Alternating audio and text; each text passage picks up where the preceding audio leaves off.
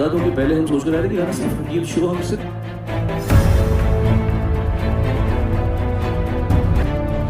Welcome दोस्तों, इस video में बात करेंगे इस वक्त सोशल मीडिया पर क्या वायरल चल रहा है। सतीश शाह हमारे बीच नहीं रहे, एक अच्छे कलाकार, लेकिन उनके निधन के बाद सोशल मीडिया पर किस तरीके से एक तरफ तारीफें तो दूसरी तरफ गालियां पड़ रही हैं, रिपोर्ट शेयर करेंगे आपके साथ।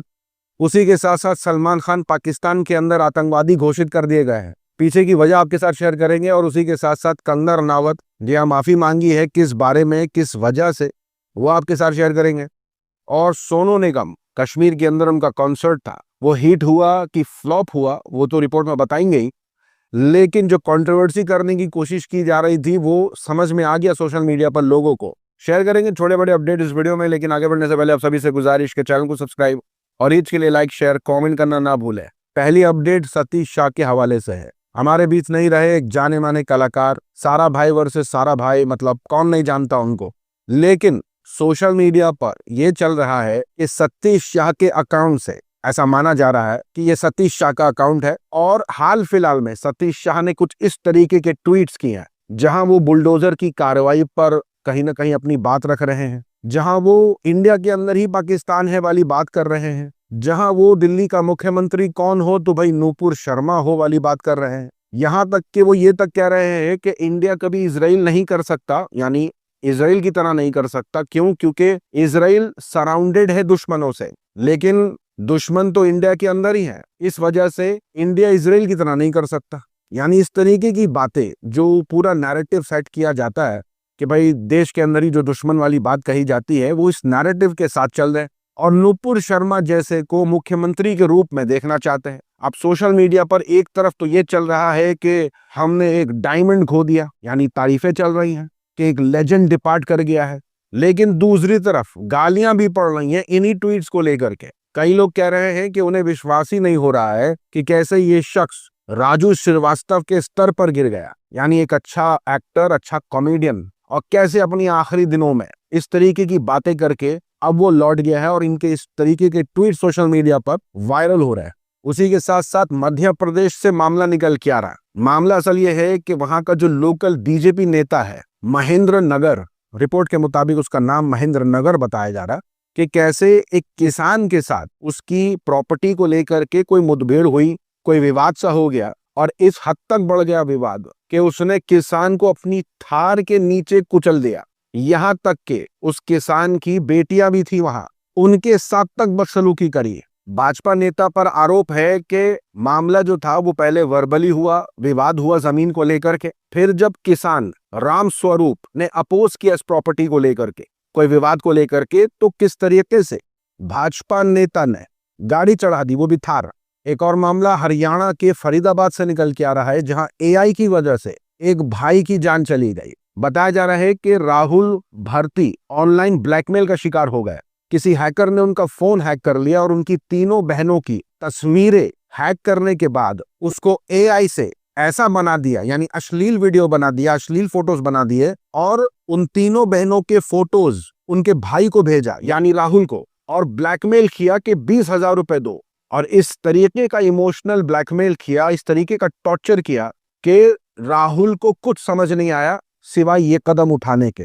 साथ ही साथ खबर है महाराष्ट्र से, राहुल चवन, जी हाँ नाम राहुल चवन, और इसकी दो बेटियां, दोनों ट्विंस हैं। किस तरीके से ये पिता उन दोनों बेटियों को लेके जाता है जंगल में और वहां उनको खत्म कर देता है। और इस खत्म करने के पीछे आप वजह जानेंगे, वजह सिर्फ इतनी थी कि पत्नी किसी बात को लेकर के घर से चली गई थी, कोई आर्ग्यूमेंट हुआ था तो पत्नी घर से बाहर चली गई थी, और राहुल इतना गुस्से में आ गया कि उसने अपनी ही सगी बच्चियों के साथ, जी हाँ, जंगल में जाकर के उनको खत्म कर दिया। अब सोशल मीडिया पर ये पूरा चल रहा है कि कैसे नाम मीडिया शेयर नहीं कर रहा आर्टिकल में, यानी जो ट्वीट करते हैं ये मीडिया वाले, इसमें ये लोग नाम क्यों नहीं शेयर कर रहे हैं। यानी ऐसी ऐसी वारदातें आ रही हैं, ऐसे ऐसे मामला आ रहे हैं, नाम भी नहीं शेयर कर रहे। कहा यह जा रहा है कि अगर मुसलमान होता तो नाम शेयर कर देते, क्योंकि आपको इंदौर वाली खबर तो बताई थी कि कैसे वहां ऑस्ट्रेलियंस कुछ प्लेयर्स थे जिनके साथ मोहम्मद अकील नाम के एक शख्स ने छेड़छाड़ करी, गिरफ्तारी हुई। अब उस पर तो खूब हाहाकार मचाया, लेकिन ऐसी तमाम खबरें आ रही हैं, इस पर बोलने को तैयार नहीं है। यहाँ तक कि मीडिया नाम भी नहीं मेंशन कर रहा है ट्वीट पर। अब ये खबर देख लीजिए, कानपुर से आ रही है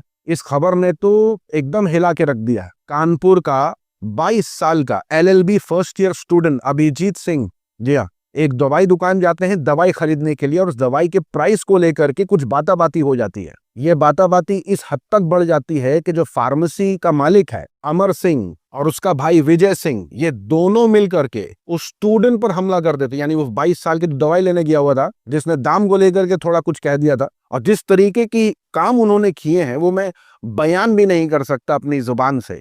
यानी सिर्फ वर्बल एक बात को लेकर के इस हद तक बात चली गई कि दुकानदार ने उस स्टूडेंट पर हमला कर दिया। मतलब बयान करने लायक भी नहीं है कि जो सुलूक उस स्टूडेंट के साथ किया है। जैसे तैसे उसे हॉस्पिटल लेके गए, वहां भी उसका एडमिट नहीं किया जा रहा था उसकी हालत देख करके, फिर एक हॉस्पिटल में उसको एडमिट किया गया। पुलिस ने अभी कार्रवाई करी है, नाम सोशल मीडिया पर मेंशन किए जा रहे हैं कि इसमें कुल मिलाकर के 4 लोग थे, एक अमर सिंह, दूसरा विजय सिंह, तीसरा प्रिंस और चौथा निखिल तिवारी। लेकिन IT सेल वालों को ये सारी खबरें छोड़ करके क्या दिख रहा है कि भाई ये रोल कैसे बनाते हैं, ये मुझे रोल सर्व कर रहा था, मैं रोल खाता नहीं हूं, मुझे क्यों सर्व किया जा रहा था, पता नहीं थूक के दिया होगा, अनहाइजीनिक होगा। यानी IT सेल जानबूझ करके मामले को एकदम अलग ही लेके जा रहा है। इतनी सारी खबरें हैं लेकिन इस पर कोई बहस नहीं है। गोदी मीडिया की तो मैं बात ही नहीं करना चाहता आज। अब ये रिपोर्ट देखिए, पाकिस्तान के अंदर सलमान खान को टेररिस्ट घोषित कर दिया गया है। उसके पीछे की वजह बताई जा रही है कि सलमान खान सऊदी अरेबिया के एक इवेंट के अंदर पहुंचे हुए थे, जहां उन्होंने कहा कि हिंदी, तमिल, तेलुगु मूवियां जो हैं वो गल्फ मुल्कों में बहुत अच्छा करती हैं, क्योंकि यहाँ बलोचिस्तान, अफगानिस्तान और पाकिस्तान के लोग भी रहते हैं। अब ये जो उन्होंने अलग कर दिया ना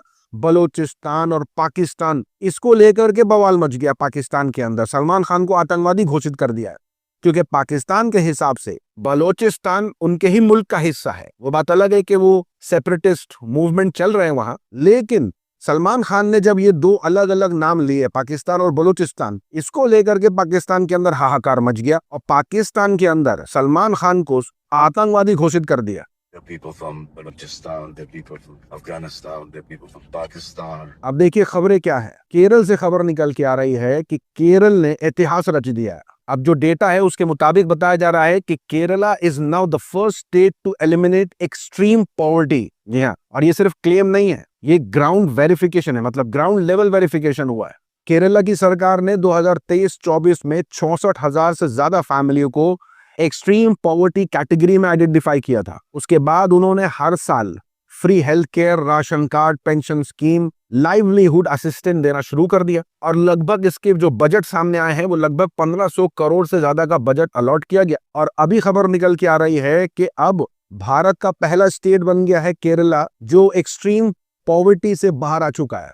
और केरल के बारे में अगर और इन्फॉर्मेशन चाहिए तो आपको बता दें, केरला का ह्यूमन डेवलपमेंट इंडेक्स जो है वो हाईएस्ट है इंडिया में। लिटरेसी 96.2% है। Infant mortality rate lowest in India. Public health care model globally recognised by WHO है। केरल जो काम कर रहा है उसकी भरपूर तारीफें हो रही हैं। और दूसरी तरफ दिल्ली की बुराइयां चल रही हैं। ये देखिए, एक फॉरेन महिला ने, जी हाँ फॉरेनर है, जो इंडिया ट्रैवल कर रही थी, उन्होंने दिल्ली को -1 दिया है। किस मामले में भाई? सेफ्टी के मामले में। यानी पूरी इंडिया में वो घूमी हैं और घूमने के बाद उन्होंने जो नज़ारे देखे, उनके साथ जो सुलूक देखा, वो तमाम चीजें, तो सेफेस्ट में उन्होंने केरला को रखा है। जी हाँ, और वर्स मतलब -1 कर दिया दिल्ली को। अब सोशल मीडिया पर हाहाकार मचा हुआ है। एक तरफ ये कहा जा रहा है कि हम कब से ये फॉरेनर्स का डेटा लेने लग गए, हमें ये सिखाएंगे, हमें ये बताएंगे। लेकिन इन्हीं की मीडिया अगर किसी सिंगर का बयान ले आए और वो सिंगर ये कह दे कि उन्हें नहीं लगता राहुल गांधी केपेबल है कि वो इंडिया को लीड कर सकते हैं, तो इस पर तो वो खुश होते हैं कि देखो फॉरेनर ने क्या कहा। फॉरेनर तक कह दे रहे हैं कि राहुल गांधी इंडिया को संभालने लायक नहीं है। लेकिन अगर वही फॉरेनर ये बात कह दे कि सेफ है कि नहीं है, कौन सा स्टेट सेफ है कि नहीं है, तो उनकी नसीहत की, उनके सर्वे की हमें क्या जरूरत? हमारे यहाँ ऐसा ही होता है। अब आपको बताते हैं कि सोनू निगम वाली कंट्रोवर्सी क्या है। कश्मीर के अंदर कॉन्सर्ट था सोनू निगम का, और उस कॉन्सर्ट के अंदर बताया जा रहा है कि 5000 लोग आए। मतलब सुपर हिट कैसे हो गया मेरी ये समझ में नहीं आ रहा। मीडिया रिपोर्टें ऐसे लिख रही हैं कि सुपर हिट कॉन्सर्ट था। 5000 लोगों में कौन सा सुपर हिट होता भाई? लेकिन चलो, पहले तो ये सारा कुछ नैरेटिव चलाया जा रहा था कि NDTV गुड टाइम्स कॉन्सर्ट था, यानी NDTV की तरफ से था। और जानबूझ करके बढ़ा चढ़ा के बताया जा रहा था कि अच्छा कॉन्सर्ट और ये और वो। उसके बाद जब देखा कि ये भी काम नहीं कर रहा, तो एक और कंट्रोवर्सी सामने आई, जहां सोनू निगम अपना कॉन्सर्ट रुकवा देते हैं अजान की वजह से। जी, अजान होने लगती है और अजान सुनते ही वो अपना कॉन्सर्ट रुकवा देता है। अच्छा, तो फिर आप मुझे 2 मिनट टाइम दीजिए, ये अजान होने वाली है, 2 मिनट टाइम। सोशल मीडिया के लोग धर लेते हैं, वो कहते हैं सोनू निगम तो कुछ साल पहले अजान से चिढ़ जाते थे, अब अचानक से रिस्पेक्ट कैसे आ गया। दूसरी तरफ चल रहा है कि भाई ये मिडिल ईस्ट में रहने की वजह से हो सकता है, काफी वक्त वहां गुजार रहे हैं तो हो सकता है उनको थोड़ी इज्जत आ गई हो। लेकिन कुछ लोगों का तो ये तक कहना है कि सोनू निगम के कॉन्सर्ट में ज्यादा लोग गए नहीं थे, यानी सीटें खाली पड़ी हुई थी, और इस तरीके की हरकतें जो हैं वो मुसलमानों को खुश करने के लिए की जा रही होंगी कि भाई अजान पर रुक गए, इस वजह से हो सकता है ज्यादा से ज्यादा लोग आ जाए, क्योंकि 5000 कॉन्सर्ट में पहुंचना तो कोई बड़ी बात है नहीं। तो सोनू निगम का ये कॉन्सर्ट तो फ्लॉप बताया जा रहा, लेकिन मीडिया बता रहा है कि हिट है। अब देखिए, ये पोस्ट तो आपको मालूम होगा कंगना रनावत का, कि किस तरीके से किसान आंदोलन में जो एक बुजुर्ग महिला थी महेंद्र कौर, उनको किस तरीके से शाहीन बाग में बैठी हुई एक बुजुर्ग से मिलाया और ये कहा कि कैसे 100 रुपए में ये आ जाते हैं। अब इसको लेकर के महेंद्र कौर जी जो है वो कोर्ट चली गई थी और डिफेमेशन केस फाइल किया था कंगना के खिलाफ। अब कंगना रनावत पहुंची हुई थी भटिंडा कोर्ट में। अब कोर्ट के बाहर जब वो निकली तो जो कैमरामैन थे उनसे उन्होंने कहा कि मेरे मुंह से निकल गया था। अब क्योंकि वहां बेल लेने पहुंची हुई थी कंगना रनावत, तो यहाँ ये सारी बातें वो करने लगी कि मुझसे गलती से पोस्ट हो गया था, मैं किसी को तकलीफ नहीं पहुंचाना चाहती थी और मैं माफी मांगना चाहती हूँ इस चीज के लिए। यानी कंगना रनावत ने इस चीज के लिए माफी मांगी है, कहा कि गलती से पोस्ट हो गया भाई, मेरा मुंह से निकल गई, मेरी जबान टूट गई। लेकिन किसान नेता का क्या कहना है? किसान नेता का कहना है कि इस तरीके की माफी से कुछ नहीं होगा। अगर कंगना माफी मांगना चाहती हैं तो उन्हें महेंद्र कौर जी के पैर पकड़ करके उनसे माफी मांगनी चाहिए। आपकी क्या राय है? क्या कंगना को ऐसा करना चाहिए जो किसान नेता कह रहे हैं कि नहीं? अपनी राय सुझाव कमेंट जरूर बताइए। मिलूंगा आप सभी से अगले वीडियो में, तब तक के लिए अपना ख्याल रखें।